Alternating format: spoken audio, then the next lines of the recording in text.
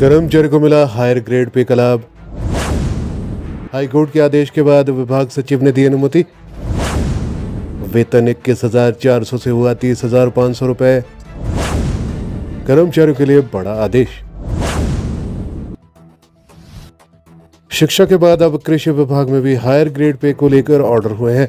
कृषि निदेशक की ओर से ये आदेश जारी किए गए हैं, जिसमें क्लर्क कैटेगरी की एक याचिकाकर्ता को ये वित्तीय लाभ मिल गया है। यह लाभ जारी करने से पहले हाईकोर्ट के ऑर्डर के आधार पर कृषि विभाग ने कृषि सचिव से अनुमति मांगी थी। ये अनुमति मिलने के बाद ही अब ये ऑर्डर हुए हैं। दरअसल हायर ग्रेड पे के लाभ के लिए बिलासपुर के रहने वाले क्लर्क अश्विनी कुमार हाईकोर्ट गए थे। 24 दिसंबर 2024 को ये केस हाईकोर्ट से डिसाइड हुआ, जिसमें मोहित शर्मा बनाम हिमाचल सरकार केस में आई जजमेंट के आधार पर अश्विनी कुमार को भी कंसिडर करने के निर्देश दिए गए थे। इसके बाद कृषि विभाग ने यह मामला अनुमति के लिए कृषि सचिव को भेजा था। कृषि सचिव ने 19 मई 2025 को मोहित शर्मा केस का लाभ याचिकाकर्ता को देने की अनुमति दे दी। इसके बाद कृषि निदेशक ने यह लाभ जारी किया है। इसके कारण याचिकाकर्ता अब पे मैट्रिक्स के सेल 3 से सेल 15 में पहुंच गया है। वेतन में भी 21,400 से 30,500 रुपए तक की वृद्धि हुई है। गौरतलब है कि हायर ग्रेड पे पूर्व भाजपा सरकार के समय चुनाव से ठीक पहले दे दिया गया था, लेकिन इसमें सीलिंग लगा दी गई थी। इस कारण बहुत से कर्मचारियों को पात्र होने के बावजूद ये लाभ नहीं मिला था। अब अलग अलग विभागों के कर्मचारी कोर्ट जा रहे हैं, क्योंकि इस कारण एक ही दफ्तर में एक ही पद पर काम करने पर भी वेतन विसंगति पैदा हो गई है। ऐसे में ये आदेश कर्मचारियों के लिए बहुत बड़ा माना जा रहा है। अन्य कर्मचारी भी इसी तर्ज का लाभ लेने के लिए कोर्ट जा सकते हैं। पेंशनर्स फोरम ने प्रबंध निदेशक को लिखी चिट्ठी। विद्युत board pensioners forum Himachal Pradesh ने राज्य के सेवानिवृत्त कर्मचारियों से जुड़े 3 ज्वलंत मुद्दों को लेकर चिंता व्यक्त की है। फोरम के प्रदेशाध्यक्ष ES गुप्ता और महासचिव चंद्र सिंह मंडियाल ने राज्य विद्युत बोर्ड के प्रबंध निदेशक को पत्र भेजकर इन विषयों पर त्वरित कार्रवाई का अनुरोध किया है। फोरम ने उच्च न्यायालय के आदेश का हवाला देते हुए कहा है कि जिन पेंशनरों को सेवा अवधि में नॉमिनल वेतन वृद्धि मिली है, उन्हें उसके आधार पर पेंशन लाभ मिलना चाहिए।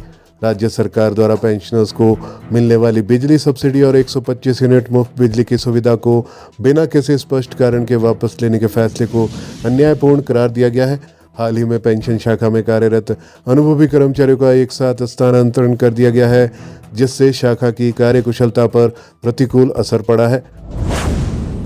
उन्होंने इन कर्मचारियों की वापसी की मांग की है, ताकि कार्यों में गति और निरंतरता बनी रह सके। महंगाई भत्ते की किस्तें जारी करे सरकार। हिमाचल पेंशनर्स संघ ने सरकार से उठाई मांग।